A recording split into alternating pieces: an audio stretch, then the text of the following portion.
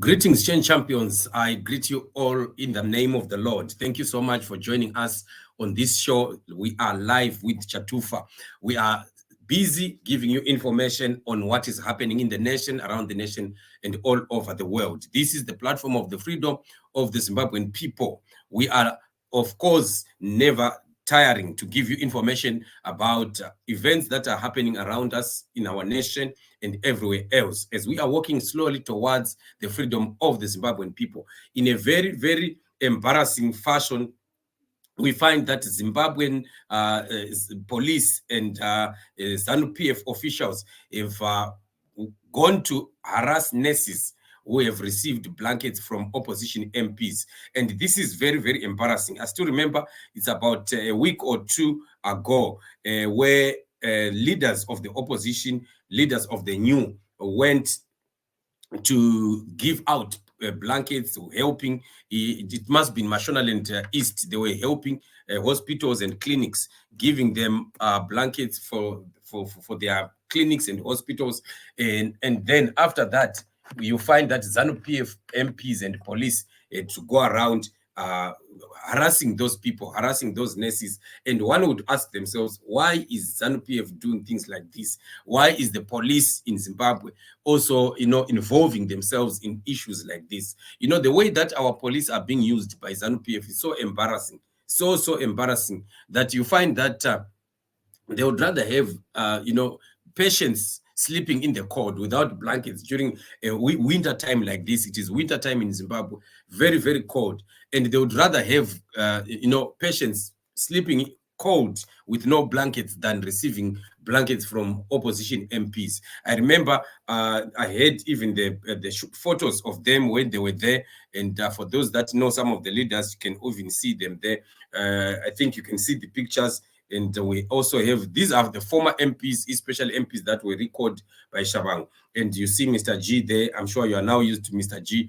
He's always appearing on the show. So these are the blankets and the other materials that they contributed to the clinics and hospitals in Mashonaland East. That's supposed to be in Wedza area, somewhere there. And soon after they left, Zanu PF came with officials of Zanu PF and police. They came and started harassing the officials of the workers at the clinics and also the nurses at the clinics, accusing them of why they received these blankets from opposition members. Just imagine how embarrassing this is. This is very embarrassing for our country, because we cannot continue as a country when we have people like this in politics, because our politics is so polarized and dirty in Zimbabwe because of Zanu PF, to the point that they don't want to accept anything that is good that can be done by any other person.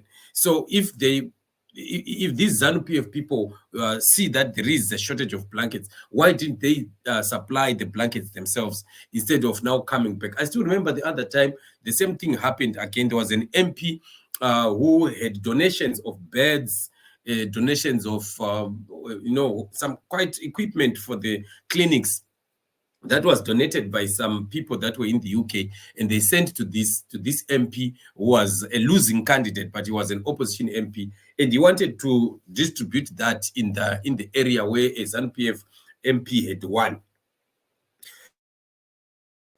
And that became a big war. It became a very big war when the Zanu PF guys heard that the MP was going around distributing those materials. They went and blocked and threatened them and told them to carry their goods and go. Just imagine. Yet people will be sleeping on the ground. Sick people, patients in the clinics and the hospitals, they don't have beds. And Zanu PF would prefer that they sleep on the ground than for them to receive beds that are coming from opposition members. So as long as our politics in Zimbabwe continues to be this toxic, our politics continues to be, this vindictive, it is not going to be helping our people at the end of the day.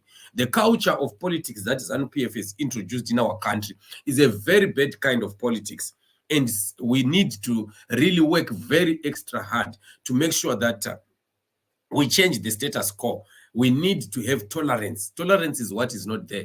patience, acceptance, it's not there in the country, because Vanamnangagwa and ZANU-PF, they've never left the war mood. They left the war in 1980 and continued in the war mood. ZANU-PF continues to call people enemies, continues to call people Pasnana Ningi, Pasna Ningi. I was even hearing a video. Imagine a video of Owen Nube saying Pasina Joseph Kalimbwe. Just imagine, Joseph Kalimbwe is in Zambia there. He's not even a Zimbabwean. He's just doing whatever he's doing in Zambia. And imagine they can stoop so low to the point of saying Pasina Joseph Kalimbwe. Why? Because Joseph Kalimbwe is simply exposing what ZANU-PF is doing, is exposing, the lies of ZANU-PF and the propaganda of ZANU-PF. Like the last time Joseph Kalimbwe was posting that a plane from America, a huge American United States plane, was at Harare International Airport, and it was the people who were in that plane had come to do some business, whatever that they were doing with Zimbabwean nation. And also the meeting that was also held in Botswana, where military officials of Zimbabwe were also there, together with officials of Botswana and of the United States of America. They were attending meetings together. So those are some of the things that Joseph Kalimbwe was pointing to say, while Zimbabwe is dealing with America, and Zimbabwe is also using the American dollar, Zimbabwe has the biggest American embassy in SADC. But they want to be pointing fingers to countries like Zambia, saying the Zambians or Malawians are the best friends of Malawi, of the United States of America. So he was pointing such things. So when he exposes ZANU-PF's lies like that, they get so annoyed, they get so angry, to the point that they start saying Pasina Joseph Kalimbwe in their own rallies. Just imagine how embarrassing it is. Kalimbwe is an official of the ruling party in Zambia, and there is no need for him to be, to have his name being shouted at on ZANU-PF rallies in Zimbabwe, especially for issues where he is tending to defend what ZANU-PF is doing, the accusations ZANU-PF is laying against his own country. So he has a right to defend Zambia for the lies that ZANU-PF is making, the same things that ZANU-PF is doing, the same kind of cooperation and association that ZANU-PF has with America. When other people do the same, ZANU-PF is good at making noise and accusing those people, pointing fingers, and yet they don't want to acknowledge that even themselves are also engaged with the same American government in many, many things. America is donating quite a lot to Zimbabwe. US aid is actually helping in terms of our health. Most of the money that is getting into hospitals and clinics is coming from US aid. And Mnangagwa and ZANU-PF, they don't want to tell Zimbabwean people that.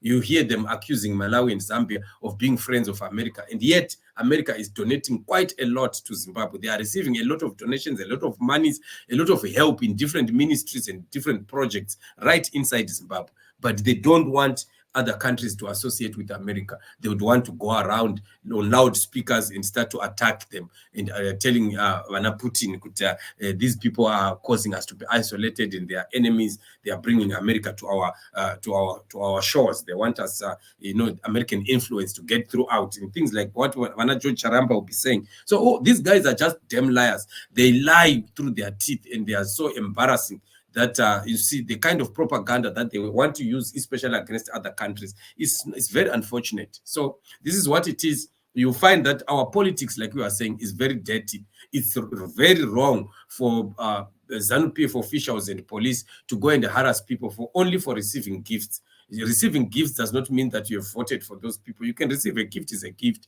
There is nobody we should be harassed for receiving a gift, especially that is helping the sick people and the vulnerable people in our communities. So nurses don't have to be criticized or attacked for that, because those things are not going to their houses.